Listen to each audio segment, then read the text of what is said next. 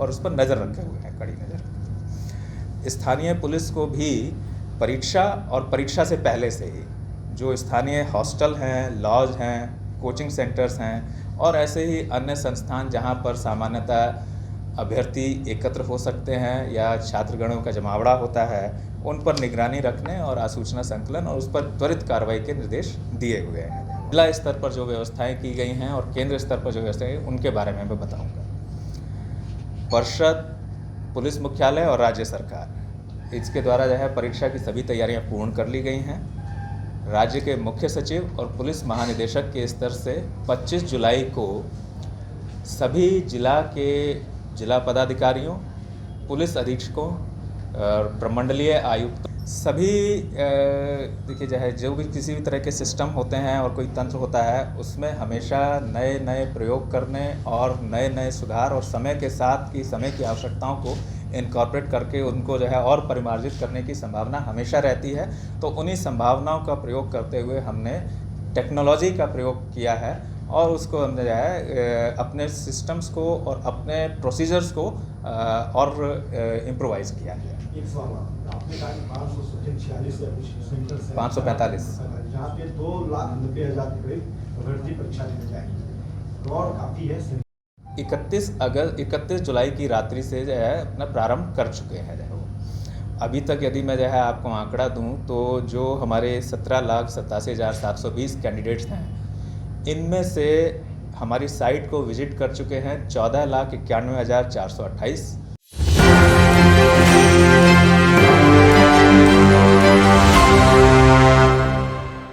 नमस्कार, मेरा नाम प्रिंस मिश्रा है और आप एक न्यूज़ 24 देख रहे हैं। 5 तारीख से जो है सिपाही भर्ती परीक्षा होना है। ऐसे में पुलिस मुख्यालय सिपाही भर्ती परीक्षा के जो एडीजी हैं जितेंद्र कुमार, उन्होंने एडवाइजरी जारी किया है कि छात्रों को किस तरीके से जो है अनुशासन जो है पालन करना पड़ेगा। ऐसे में जो लॉ एंड ऑर्डर है उन चीज़ों को भी ध्यान में रखा गया और जो कदाचार मुक्त परीक्षा को लेकर लगातार विवादों में रहती है परीक्षाएँ, तो कहीं ना कहीं इस बार जो है कदाचार मुक्त परीक्षा कराएगी, क्योंकि सिपाही भर्ती लगातार जो है पहले हम आपको बता दे रहे हैं सिपाही भर्ती परीक्षा जो है वो पिछले बार जो है कैंसिल हो चुकी थी। ऐसे में जितेंद्र कुमार क्या कुछ कह रहे हैं, पहले उनके बयानों को सुनाते हैं। 31 जुलाई की रात्रि से जो है अपना प्रारंभ कर चुके हैं जो वो।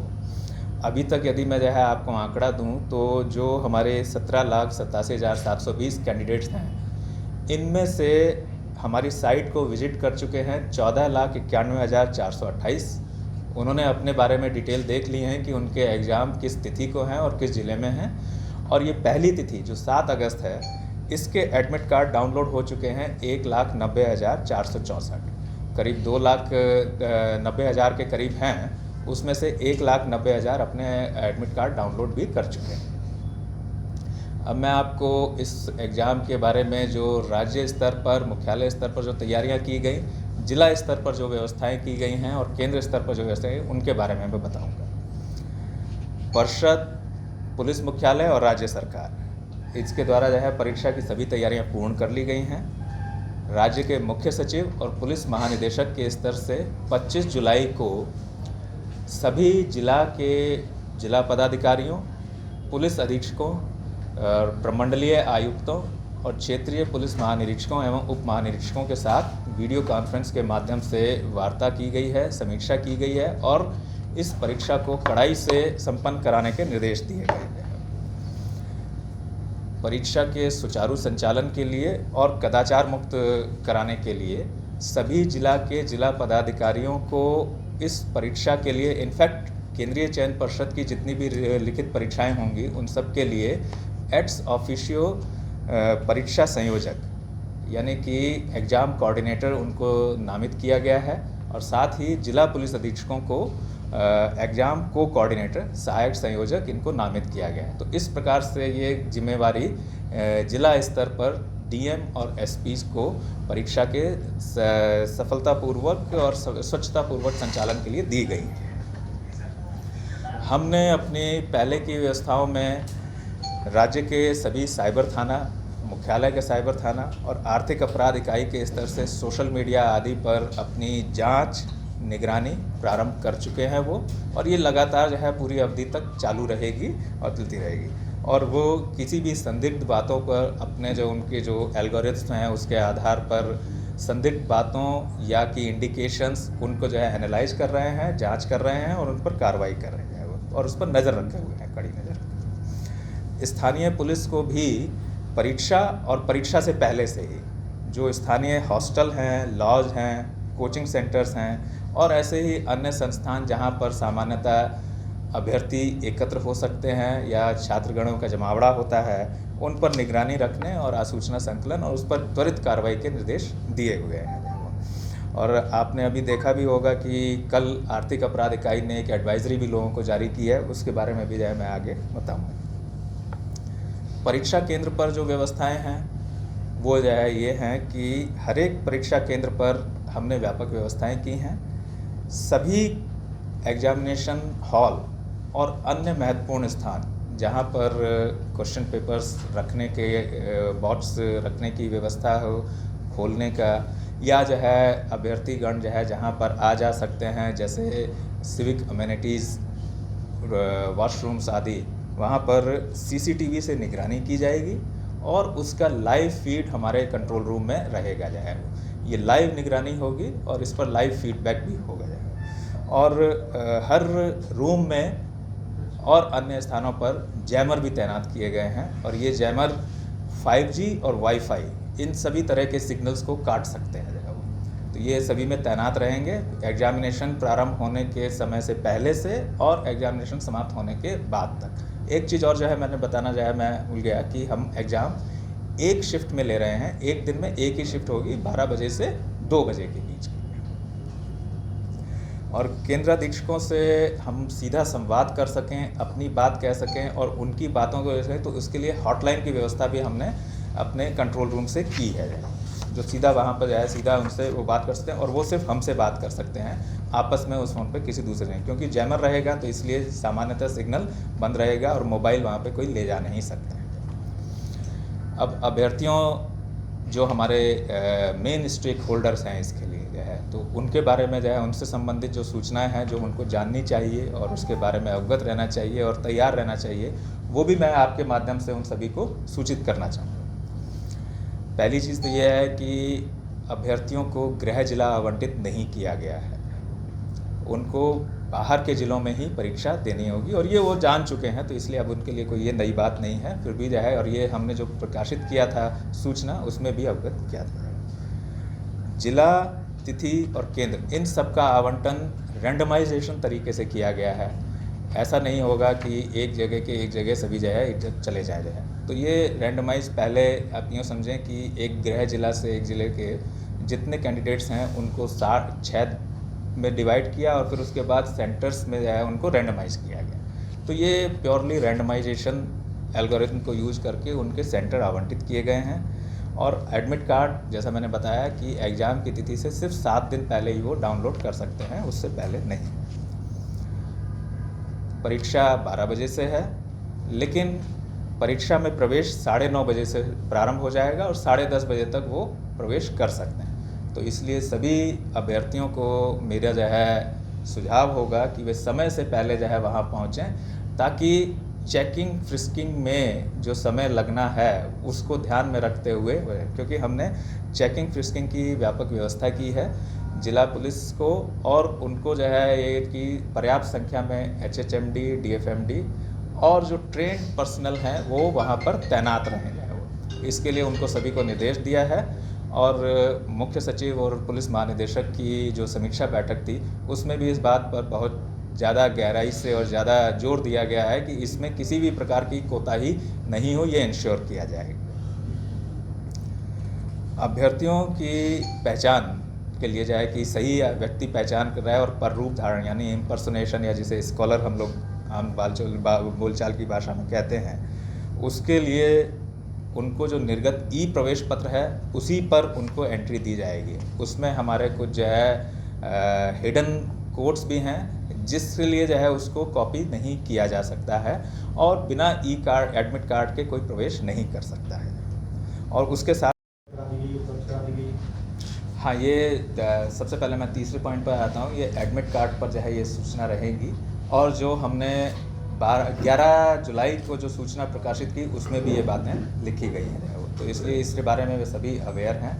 दूसरा जो है कि आपने प्रक्रियाओं के बारे में कहा, सभी देखिए जो है जो भी किसी भी तरह के सिस्टम होते हैं और कोई तंत्र होता है, उसमें हमेशा नए नए प्रयोग करने और नए नए सुधार और समय के साथ की समय की आवश्यकताओं को इनकॉर्पोरेट करके उनको जो है और परिमार्जित करने की संभावना हमेशा रहती है।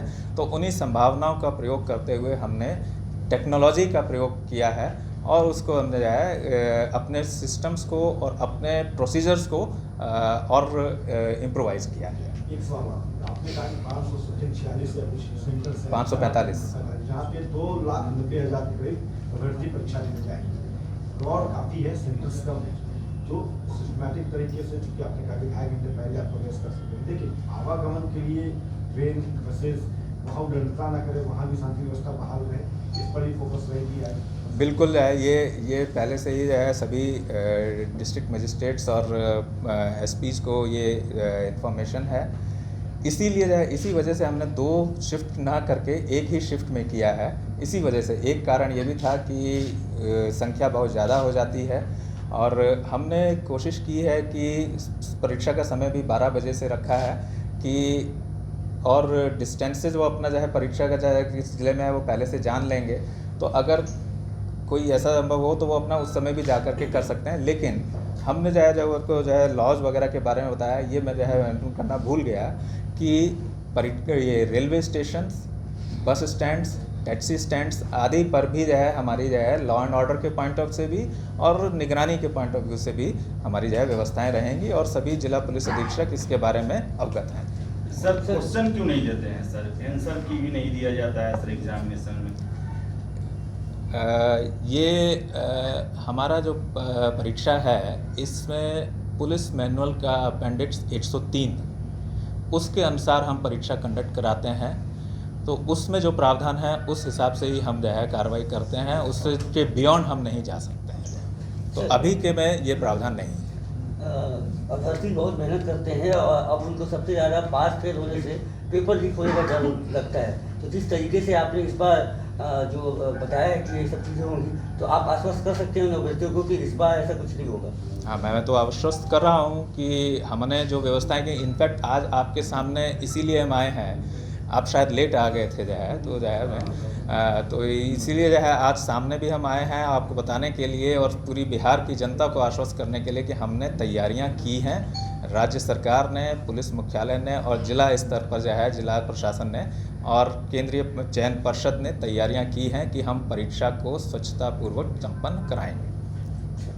ठीक है, उसमें किसी भी तरह के दुष्प्रचार के झांसे में ना आए, वे उससे अवैध वसूली का ही माध्यम होगा, इसके अलावा और कुछ नहीं रहेगा।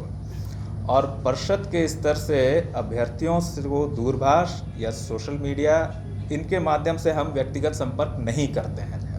ये बात स्पष्ट कर दें कि परिषद किसी भी अभ्यर्थी से दूरभाष, सोशल मीडिया आदि पर व्यक्तिगत रूप से संपर्क नहीं करती है। हमारा जो संवाद उनसे होता है वह हमारी वेबसाइट है जिस पर हम सूचनाएं देते हैं, अथवा उनके द्वारा जो रजिस्टर्ड ईमेल आईडी है, जो एग्जामिनेशन के टाइम में जो है उन्होंने एप्लीकेशन फॉर्म में ईमेल आईडी रजिस्टर किया है और मोबाइल नंबर रजिस्टर किया है, उस पर जो ग्रुप मैसेजेस जाते हैं वो है जो वो। इसके अलावा कोई और दूसरा माध्यम हमारा अभी परीक्षार्थियों से, अभ्यर्थियों से नहीं है जो है वो। तो यदि कोई इस प्रकार का फ़ोन उनके पास आता है परिषद के नाम पर या किसी और का, तो वह उसकी सूचना तुरंत से नज़दीकी थाना या साइबर थाना आदि को दें जाए। तो इससे हमारे भी जो है आप हमारी भी मदद करेंगे और जो मेधावी अभ्यर्थी हैं उनकी भी मदद रहेगी। अच्छा, अब वैसे आप जानते हैं कि अभी हाल ही में बिहार विधानमंडल ने बिहार लोक परीक्षा अनुचित साधन निवारण विधेयक ये पास किया है, जिसे अगर जो है हम साधारण में कहें तो Bihar public examination prevention of unfair means bill, ये 2024 ये विधानमंडल द्वारा पास किया जा चुका है और कुछ समय बाद ये अधिनियम के रूप में भी आएगा। लेकिन मैं इसके कुछ बातें आपको जो है बता दूँगा, क्योंकि इसमें बहुत कड़े प्रावधान किए गए हैं, इसलिए इनकी जानकारी भी सबको होनी चाहिए और सतर्क भी सबको जो है रहना चाहिए। इस अधिनियम में जो अभ्यर्थी हैं उनके अलावा परीक्षा में जो संलग्न पदाधिकारी हैं परीक्षा संचालन में, और कोई भी संस्थान या व्यक्ति या उनके जो है ऑर्गेनाइज ग्रुप्स या हमारे सर्विस प्रोवाइडर्स, जो मैंने कहा कि परीक्षा में संलग्न पदाधिकारी, तो उसमें हमारी परिषद भी शामिल है। इसमें हमको सबको जो है जिम्मेवारी दी गई है कि परीक्षा की शुचिता, उसकी जो है सफाई, उसको अगर कोई दूषित करने का प्रयास करता है, प्रश्न पत्र लीक करने का प्रयास करता है या उत्तर पुस्तिका आदि से छेड़छाड़ करने, इम्पर्सोनेशन, अनुचित साधनों को सुगम बनाने या फिर जो हमारे सिक्योरिटी एपरेटस हैं या वो प्रोटोकॉल्स हैं या सॉफ्टवेयर्स हैं उनका उल्लंघन करता है। जैसे कि मैं ये कहूँ कि अगर उनको फ़ोटोग्राफ लेना है या डिजिटल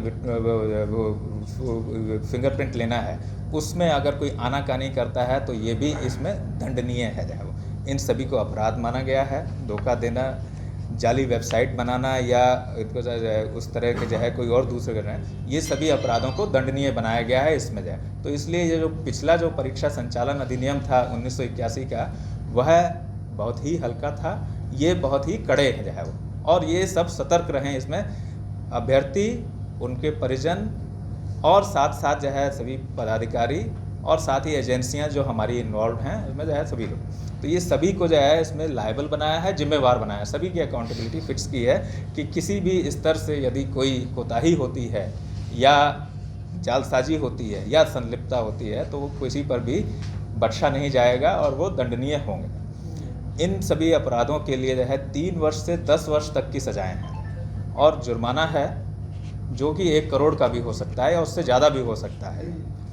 और इसके साथ साथ सर्विस प्रोवाइडर या दूसरे जो एजेंसीज़ हैं या दूसरे इंस्टीट्यूशंस हैं जो ऑर्गेनाइज रूप में हमारे एग्ज़ाम को अफेक्ट करने का प्रयास करेंगे या करेंगे, तो उनसे जो प्रोपोर्शनेट राशि है जो खर्च हुई एग्जामिनेशन में वो भी वसूल की जा सकती है और साथ साथ उनकी संपत्ति को भी कॉन्फिस्केट किया जा सकता है।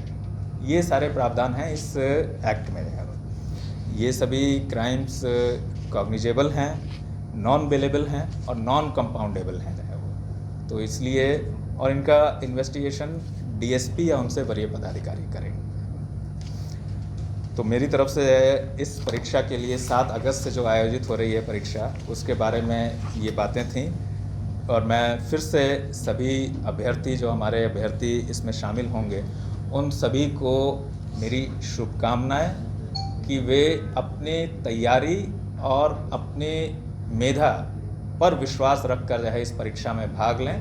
किसी भी प्रकार के अनुचित साधन के प्रयोग के झांसे या उसके प्रलोभन में ना आए, मात्र अपनी और अपनी मेधा पर ही विश्वास रखकर इसमें लें। इसके अलावा किसी भी अन्य प्रकार का जो प्रयास उनका होगा वो दंडनीय होगा और वो उनके आगे के भविष्य के लिए कॉन्सिक्वेंसेस पैदा करेगा जो है वो।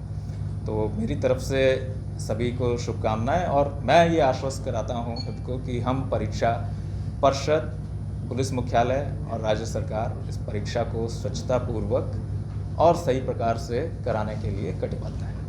धन्यवाद। आपने कहा कि काफी बदलाव किए। तो आपने जितेंद्र कुमार को सुना, उनका साफ तौर पे ये कहना था कि छात्र इस बार जो है नकल नहीं कर पाएंगे।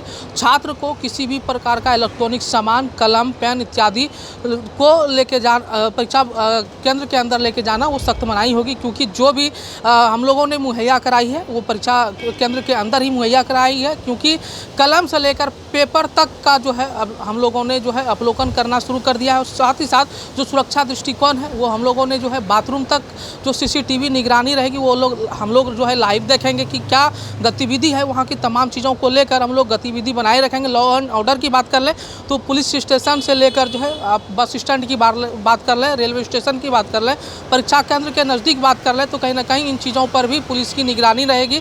और ये जो लगातार हम लोगों का विरोध होता रहा है कि परीक्षा जो है कदाचार मुक्त नहीं हो रहा है, लेकिन इस बार हम आपको विश्वास दिलाते हैं कि कदाचार मुक्त परीक्षा होगी। ऐसे में आप लोगों को क्या राय है आप हमें कमेंट बॉक्स में ज़रूर बताइएगा। धन्यवाद।